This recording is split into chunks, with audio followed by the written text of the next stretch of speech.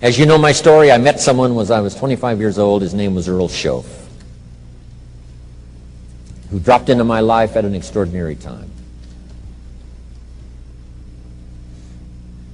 So key phrase, timing has a lot to do with it, and who knows, part of the mystery of time, the timing.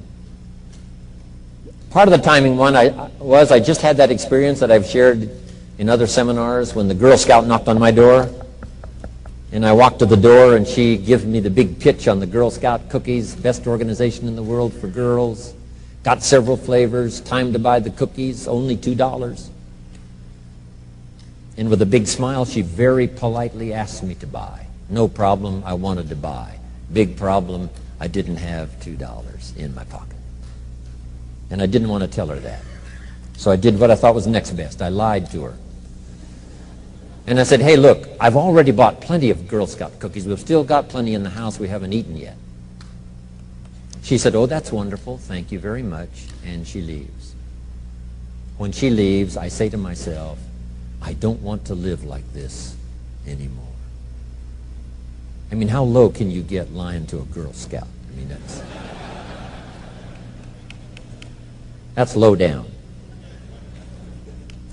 I told myself that day, this will never happen to me again. One of those experiences. It's called like life-changing. I said, I'm going to search till I find better opportunities so my pocket won't be empty and the bank account won't be empty and I won't be so far behind on my promises to my family. And it was shortly after that I meet Earl Schoaf, who taught me how to be wealthy, who taught me how to change my life. So who knows what the connection is, right? Someone says when the student is ready, the teacher will appear. You know, I don't know all the mystery of that. But anyway, it seems like some of those things uniquely happen. But it was Mr. Schoaf over a 5-year period before he died at age 49 who taught me some extraordinarily simple things. He only went to the 9th grade in school, never finished high school, never went to college, never went to university. So he put his ideas and his experiences in very simple language, which I think for me, you know, a kid from the farms of Idaho, that simplicity was so important. Because if it would have been technical, I'd have missed it. If it would have been mystic, I would have, backed away. But it was just basic, blunt, ABC, familiar stuff that I hadn't thought of before. And he did start to remind me, and those ideas changed my life. Mr. Schoaf was the one when I said, this is all they pay. He said, you've been working 6 years, Mr. Rohn, how come you're not doing better? And I said, this is all the company pays. He says, well, that's not true. I said, no, this is my paycheck. This is all the company pays. He said, no, this is all the company pays you. I thought, that's a new way to look at it, right? He said, doesn't the company pay 2, 3, 4, 5 times this amount to other people? And I said, well, yes. He said, well, then this is not all the company pays. It's all they pay you. And if you qualified, wouldn't your income grow 2, 3, 4, 5 times? I said, I suppose. So he said, we don't have to work on the company. We have to work on you. See, that was the beginning of what he called the phrase personal development. I told him things cost too much. He said, no, you can't afford them. I thought, well, that's a new concept.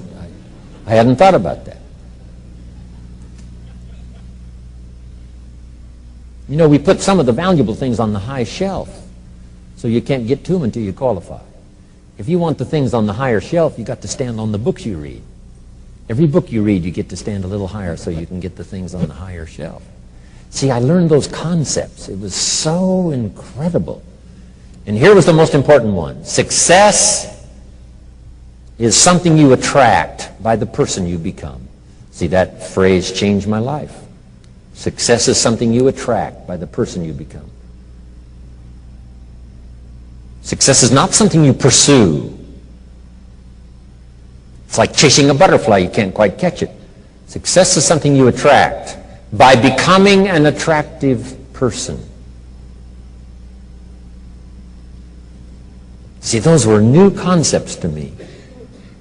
I'm just working hard trying to make a living. Here's what he said to me. This changed my life. Profits are better than wages. Nobody taught me that in high school. Nobody taught me that. I went to 1 year of college. Nobody taught me. Profits are better than wages. Wages make you a living. Profits make you a fortune. And how could you work on both a living and a fortune? He said, well, you could start part-time working on your fortune while you're working full-time on your living. I thought, wow. Now, he said, it's fun to get up in the morning. Not just getting up, go to work to pay the rent, but to get up to go to work to make a fortune. First, to make a living for my family. Second, to make a fortune. And he taught me how to make both a living and a fortune. Guess what I did? I learned how to make both a living and a fortune. And I found out anybody could do it once they get the information. And at age 25, I started receiving this extraordinary information. Here's what he said. Your income is directly related to your philosophy, not to the economy. I thought, no one ever told me that. I kept hoping the economy would change. He said, no, your philosophy has to change. I assured him that I had my fingers crossed. He said, that won't help.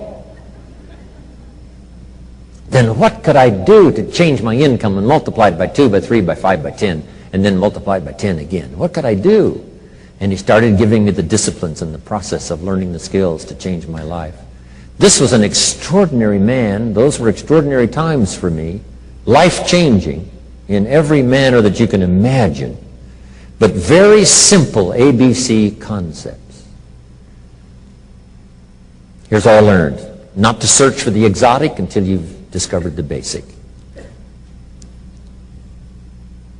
And those basic philosophies that he shared with me during that time were life-changing. And he called it personal development.